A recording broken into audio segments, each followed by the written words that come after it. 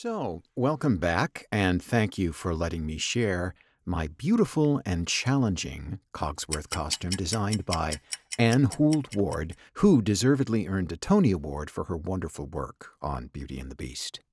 Her design for Cogsworth's wardrobe was a masterpiece of intricacies that possessed an almost telepathic ability, as great costume designs almost always do, to dictate, or at least inform, its needs while being worn by an actor. Once we traveled from the Michael Bennett Studios to start our previews of the newly designed Beauty and the Beast 2000 tour in Tulsa, Oklahoma, I had many opportunities to allow it to have its way with me. And with this production's new design, I was thankfully provided with lots of floor space to shift and land the costume's girth and its weight.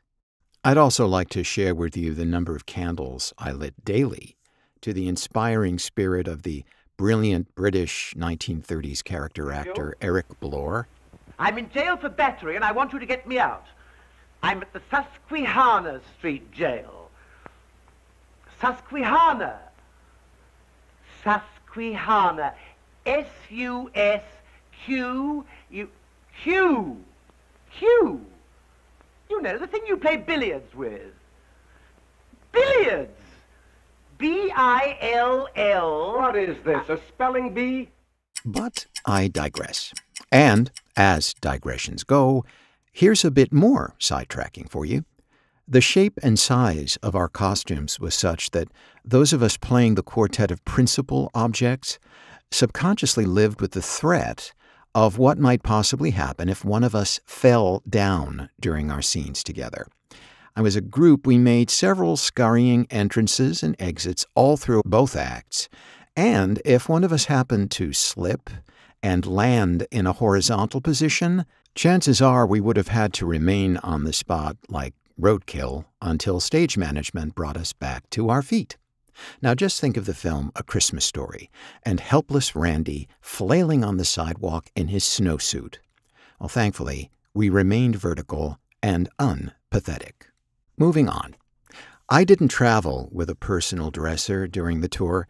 Instead, I was assigned to a professional resident dresser in each theater that we played. Now, each was given one rehearsal with me, with copious notes after having been given the rundown from the magnificent wardrobe department. And my dressers were my lifelines, as all of them were made responsible for my care and watering for 3 to 6 hours a day. Including intermission, I only had 2 or 3 pauses that allowed me to return to my dressing room during performances. Mrs. Potts, Lumiere, and myself spent most of our time very close to the wings.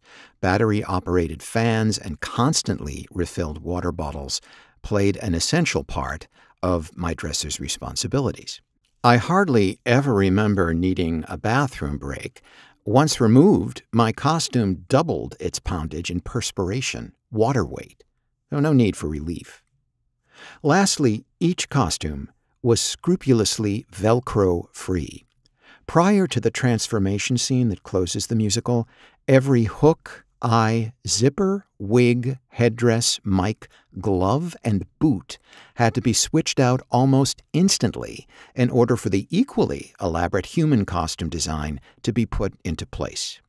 The quick change was one of the mother lodes of quick changes in theatrical history and made for some serious stress from city to city. I was told to stay still, have the routine planted in my brain, and dictate the procedure quickly and calmly to whoever the new dresser was on hand. After the first few months, it was like reciting a mantra, and there was never a problem, with one exception. Late in my run, a dresser panicked, and one slight mistake in the procedure escalated into a domino effect of chaos, transforming me from a clock into something akin to a Star Trek transporter disaster. But this was only one mishap in an exceptional year of having been inside of the many impeccable cogs of Disney's mechanics. Those mechanics worked small miracles in certain lives, mine included, and I'll share one experience with you in my next posting here.